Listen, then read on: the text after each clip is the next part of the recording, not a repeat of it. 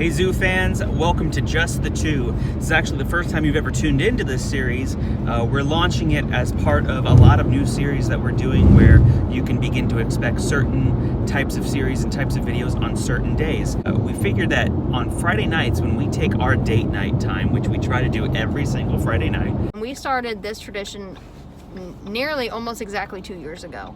And we just decided that with that many kids and with ministry at the time, that you really needed some outside time to connect and just enjoy each other without having kids or stresses. And so typically what we did is that we would turn phones off, we would turn everything off, and just have alone time. So that was really nice. Yeah. You get time to recharge. Good time to recharge. Recharge is yep. the big thing that happens. You come home and you just feel different than when you left. Absolutely. You feel relaxed and ready to go for another week of parenting and school and work and all that.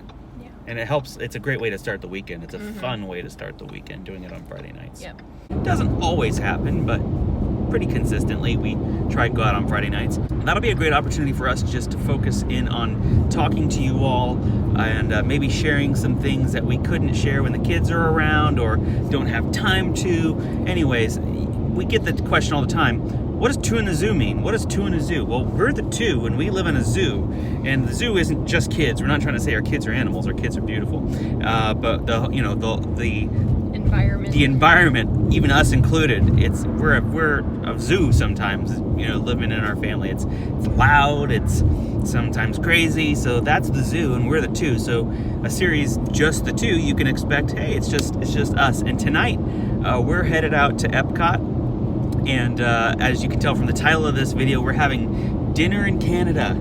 You were maybe tuning in thinking, is this a surprise trip?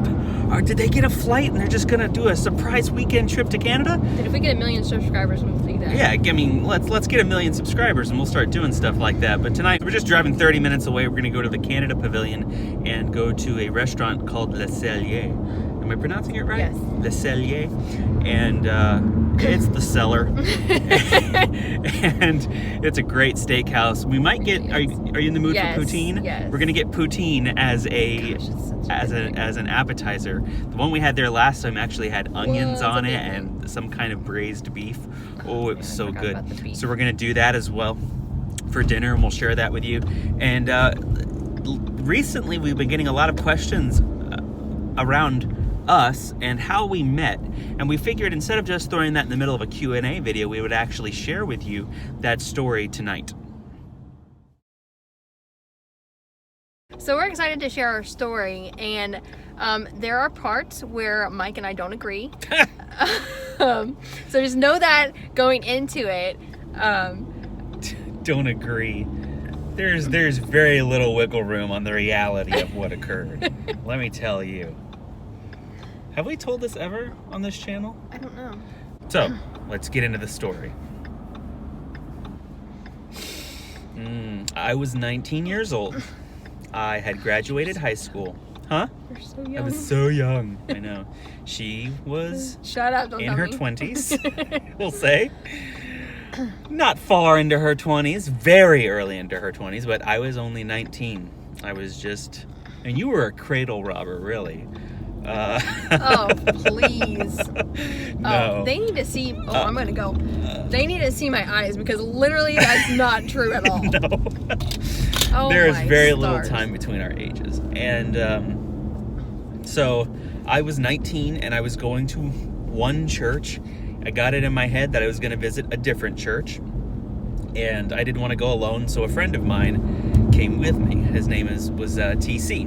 And TC may watch this video for all I know. And there's more to it than that leading up to it, but we'll get into that later. So at this point in the story, all you need to know was I was visiting a church across town for the first time. I didn't want to go alone. TC went along with me, and I think I picked him up. I think we drove together. I think he and I drove together. I picked him up, and we went, or something like that. Maybe we met, who knows. And we went to this church. Faith Baptist Church was the name. Melanie's dad was the pastor there. I didn't know that for a while, I guess. And then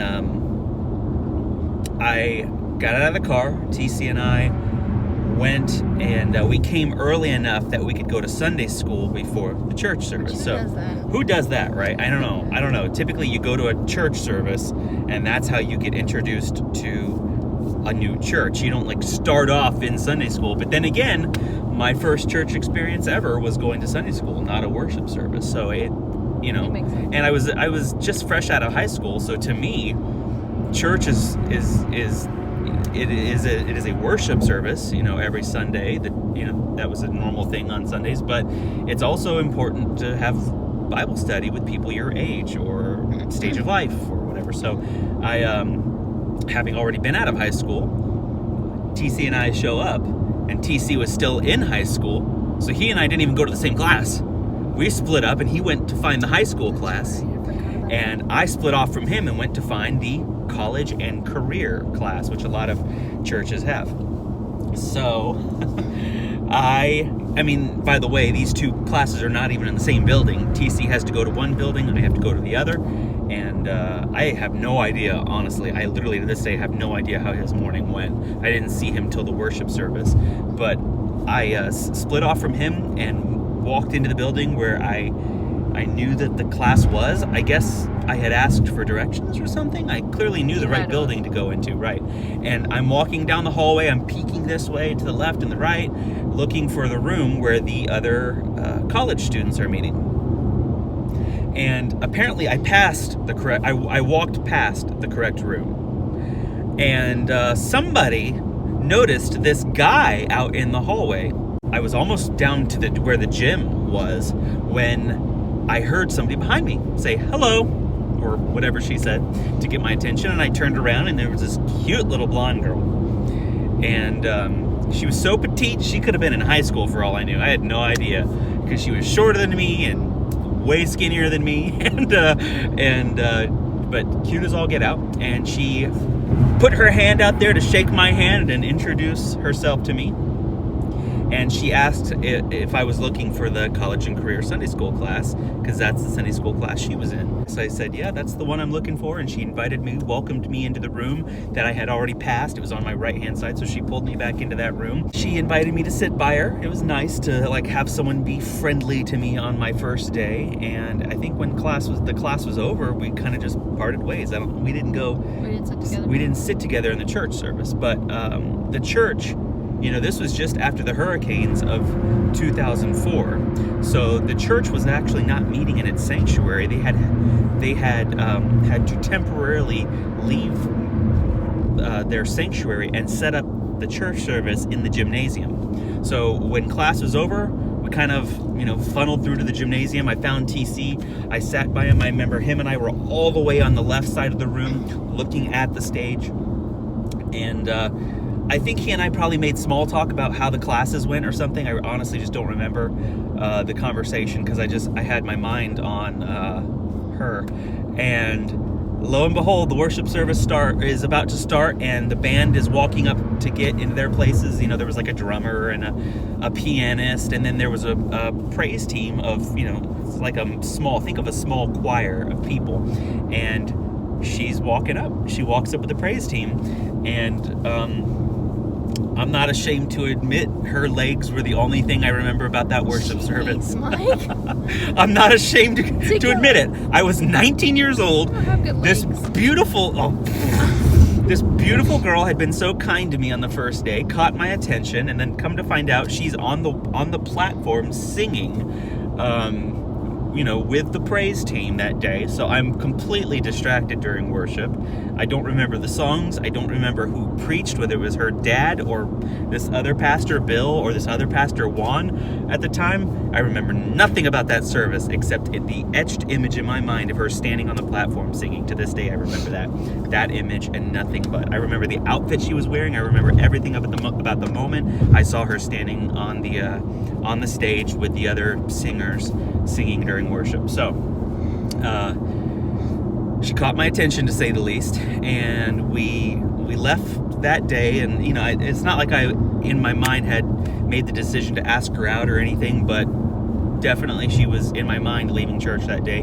So TC and I left, and he and I decided, I guess, to come back for church that evening. They had a worship service at night also, and I wasn't coming back looking for her at all. I mean that. He and I were just coming back, I think, just to continue to try and test out this church. And I walked into the sanctuary, and I think TC and I found a seat. And I remember Melanie walking up an aisle to my right, and I don't remember which one of us waved to the other, but we kind of said, "Oh, hey, you, I know you, I saw you this morning." And did you come sit by me? Or did I come sit by you? Somehow we ended up sitting together during that worship service. And they had, funny thing is, during that worship service, I think Al Weiss was he doing Sunday nights at that time? He was doing he was passing around the microphone because they were doing like prayer requests and praises. Like, it was a small enough service with few enough people that they were able to actually take prayer requests.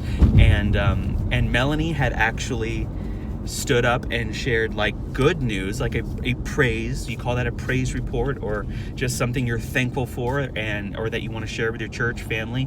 And she told people that she had just been accepted to an MBA program out of state. And when she shared that, I was like, well, this ain't going nowhere. Clearly, this girl I just met who's about to go to college, or not college, into a master's program in Kentucky, like, that's not going to work even if I did want to ask her out. So, I remember looking at TC at some point. And if you're watching this, you may remember. And I said something like, well, this isn't going to work. Or that settles that, or something. I think I actually said something to the effect of, well, she's leaving in 3 weeks. And he said, could be the best 3 weeks of your life, my friend. that was TC's response. I was like, okay, maybe that's true. Separate from Melanie and I meeting, there was a separate thing happening in the church, or with Melanie and other people who she knew within the church, and you can tell about the prayer team. Yeah, it was our small group, or it was our Sunday school class. Myself and a girl named Randy were going back to school, and so we were decided that we should put a prayer chain together. And even though these people who had known each other in high school and college were kind of separating, you could still keep in touch and pray for each other. So we decided, okay, that's great, we should do that. So the following Sunday, after the evening service, Melanie and I saw each other, and we were walking out to the parking lot, and she was like, well, hey, we are I'm in charge of the prayer team and trying to get numbers so we can contact. That was legit. I'm not kidding. She didn't get my number. She just already had it written on a piece of paper and gave me her number. She said, No, I didn't. Yeah, you did. Because I left that night with her number in my hand on a piece of paper. Dang. So, dang. Yeah, so this is the area where Melanie insists that her motivations were pure. They were pure. And I'm not saying they were impure, but it just so happened she was able to use this prayer chain that was starting up at that time as a way of slipping me her phone number. Baloney. She made sure I left that night with her phone number, and I got the signal, and I called her and asked her out. I had a friend. We were having a girls' night, and he was like, "Hey, on Wednesday night I have this bonfire thing from my old church. Do you want to go?" And I literally thought, "Dang it, I'm gonna have to change my plans." But guess what? I did. She canceled those plans, and she wanted to spend time with me. So she gave me her number. I called. She had plans, but she canceled them. She got back with me and said, "Yes, I'll go with you to this bonfire." It doesn't matter if it's a bonfire, a hayride. It doesn't matter if you are going hiking in the woods. If a girl wants to impress a man, if it's her choosing, she will find a way to dress in a way that impresses the man. Melanie had no intention of impressing me. She gave me her number, but then when it came to anything beyond that, forget it. I was leaving in 2 weeks. So that first night that we went to we're going to go to the bonfire, she dressed down, we'll say. Long t-shirt, self-admittedly, long sleeve t-shirt, in a ponytail or maybe half up, half down. I don't remember. I don't It think was I up. even. It was up in a librarian body. She did not wear makeup. I don't think I wore my She makeup. wore the plainest pair of sneakers you've ever seen. They actually, I remember them being dirty. Like, maybe they weren't, but in my mind, not only is she dressed down, but she looked for the rattiest stuff she could. And it's not like I was dressed up, but I was certainly presentable. And I'm not saying she wasn't presentable. But she was not looking to impress me, and she says that to this day. Yeah, I wasn't. I was leaving in 2 weeks. I didn't want you getting the impression that I was interested, so we were driving to the bonfire. I picked her up and I took her to this bonfire, right? And the bonfire was like a yearly tradition. This was December, so it was getting a little cooler out in Florida, and of course, like Floridians, we light up fires the moment it drops below 75 degrees. I pick Melanie up for the bonfire. We drive in that direction, and in my mind I start thinking, she and I are talking in the car, getting to know each other in the car on the way there, and I start thinking, once we get to the bonfire and I introduce her to my friends, I'm actually gonna not have as much time to get to know her as I would like to. So we drive in that direction of the bonfire, and we drive to the people's house where the bonfire is going to be at, and I just pass by it, and I pretend to not know where it is. What? And I'm like, oh, I can't find it. I know the turn was here somewhere. Maybe we passed it back on the left. I do a U-turn, and she and I are still talking, getting to know each other. I do a U-turn and start going the opposite direction. I pass by it again, and I drive 5 miles beyond it. I'm like, oh man, I know I had to have passed it. Where was it? I mean, it had to be back there. And I do another U-turn. We're still talking. I drive by it again, and I eventually say to her, wow, I can't find this place. I feel so... I'm embarrassed. I thought I knew where it was. And you know what? Since I can't find it, why don't we just drive around and talk? And she said, sure. So we continued driving, and I just drove to Celebration, Florida. And Celebration wasn't as built up back then as it is now. No. But we found a place to park, and we just actually got out and started walking. And it was Christmas, so there were Christmas lights on all the houses. In fact, way more houses put lights up back then than they do these days. So, and we just started walking and talking, and we probably walked for 4 hours, 5 hours. We just literally spent time talking, walking, and just diving into each other's lives, telling each other just everything we could. And it was a great first date, even though neither of us might have called it a date. We were just getting together with someone we had just met, but it truly was a date. And it was more of a date than many dates can be. Sometimes people, when you go on a first date, it's very superficial. There's some conversation at dinner, and then you go to a movie. And who talks during a movie? No, you don't. So we were able to spend one-on-one time, and we both left that date knowing what probably would take some people weeks of dating to learn about each other. That's true. So that's how we met. That's our first date. And I think we'll actually stop here in the story, because we can develop this over some weeks here and share little bits and pieces. But I think we're going to leave it right there. We went on this date. I'm not even going to tell you how the date ended. I'm not going to tell you the contents of our conversations yet. We'll get to that next week. But that's how we met, and that's how we got to our first date in Celebration, walking around, and how I pulled a fast one and pretended not to know where the bonfire was. It's a good thing I'm adventurous. By the way, I could have driven right to that bonfire, pulled up, and just got out of the car with her. I knew exactly where it was. I kept passing it over and over again, pretending not to know where it was. Pretty slick, right? I just wanted to get to know the girl. It looks like you didn't know what you were doing. Yeah, she thought I was an idiot. Now, it seems pretty romantic, So we're here at Epcot. We're waiting to get a space. We're going to jump out and get into the park. And we have dinner reservations, but they're not for quite a while. So we're going to walk around, maybe get a little snack to hold us over, and just hang out. I don't know if we'll ride a ride or anything, but we'll walk around. Talk and walk. There's always something new to learn about your spouse doing that. So we completely forgot, but the Festival of the Arts is going on at Epcot, so we're going to go inside and take a look at some art. Which is awesome. It's so pretty. Excited. Good stuff.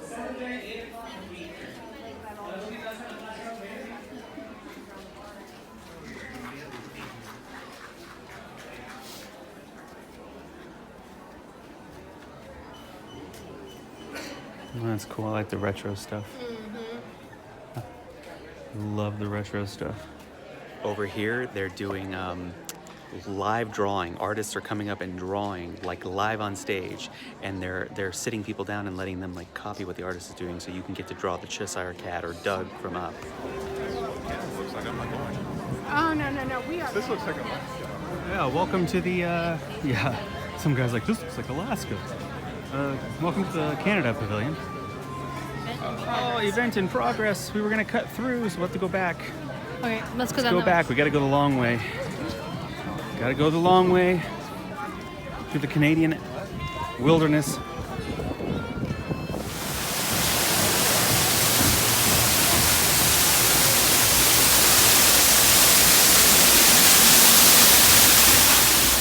have a few minutes before dinner, actually half an hour before dinner. So we're gonna see Oh Canada. Oh, it's one of my favorites. Cool show. It's kind of like Impressions de France. And who is it? Is it Martin Short? Martin Short is the narrator. And he adds his own flavor to the show, so it's kind of cool. And is this the one with the 360? Yeah. So you stand in a room, and everywhere you look, it's a 360-degree movie. And I'll try and show you. I don't know if you won't really get the effect on video, but we'll see if we can help you understand more about it when you see it. Big, wide, and very, very cold. What? Here in the Great White North, it snows 24 hours a day. No. Every day of the year. Excuse me? Its frozen landscape is dotted with igloos. Hello? Homes for the vast majority of Canadians. Would someone please just Penguins stop and the... polar bears prowl the permafrost, Stop the poaching and movie! plunder. Thank you. Of all the nerve. Sorry to interrupt, but everything he said is wrong. You're completely wrong. I am? I mean, have you ever been to Canada? Technically, no. You know, I think that these good people deserve to hear from someone who knows the true Canada. Someone who loves Canada, who grew up there. Is Celine Dion here? No, Celine Dion is not here. I'm referring to myself, Martin Short. Hello. Raised in Hamilton, Ontario. Fine. I'll just go to the France Pavilion film, where they appreciate an invisible narrator. Adieu. That's French. Now, I can show you the real Canada. My Canada. And there's lots to see. So let's go, shall we?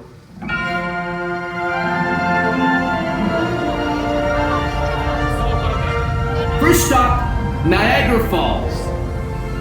Oh, I know what you're thinking. You're thinking, but Marty, those are American. And you'd be half right. This half, however, is in Canada. The spectacular Horseshoe Falls.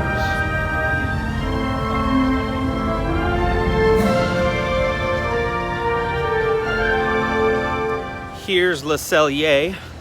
The sign's right behind me. There it is. And we're waiting on our table to be ready for us. We love this place. We are, for our Canadian viewers, we are having poutine tonight. It's not the one you're used to. I'm sure it's Americanized a little bit. It is, it comes with fresh cut French fries, Montreal smoked brisket, French onion gravy, Gruyere cheese, pickled vegetable slaw, and mustard beer sauce. So basically, it's the fries, the gravy, and the smoked brisket, and some onions. So they actually also have a version that is Canadian cheddar, truffles, and red wine reduction that actually sounded pretty good.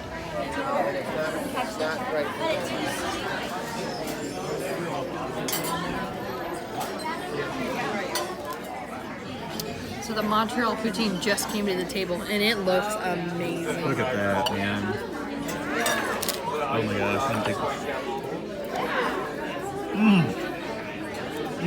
try it, babe.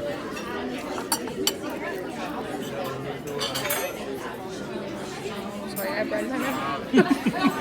Yeah, we have bread on the table too.